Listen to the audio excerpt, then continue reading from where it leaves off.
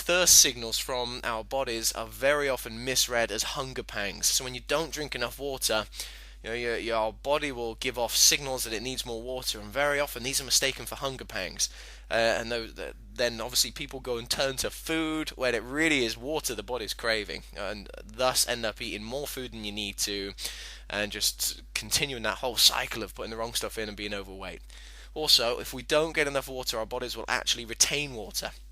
If you don't get enough water in your body will retain water. And without enough water, your body goes into preservation fat storing mode.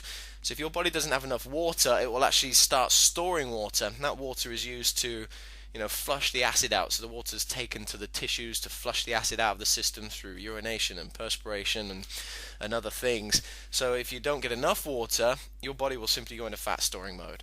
So there's a few reasons for you. I hope are a little bit inspiring. And also you see here that lack of water is the number one cause in daytime tiredness. The number one cause in daytime tiredness. So if you're getting that point any time in your day, and if you're unhealthy, you very probably do. You get that sense of fatigue and tiredness, and you turn into your caffeine, or just having to have a nap every day just to cope. I'm not saying there's anything wrong with daytime naps. There's a lot of science that says they're very good for us. But if you need to have it, then maybe there's another way to be.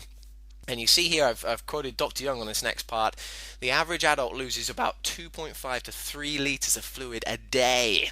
2.5 to 3 liters a day through sweating, breathing, urinating, moving, even sleeping, and the body becomes dehydrated if it isn't replaced.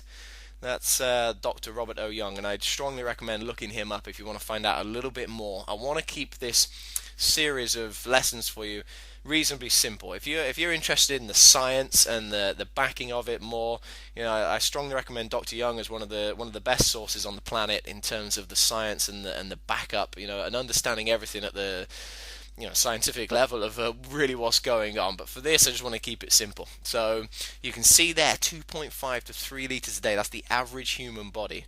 So Tim, I hear you asking, you've still not told me how much I should be drinking. Here it is. Absolute bare minimum. Bare minimum.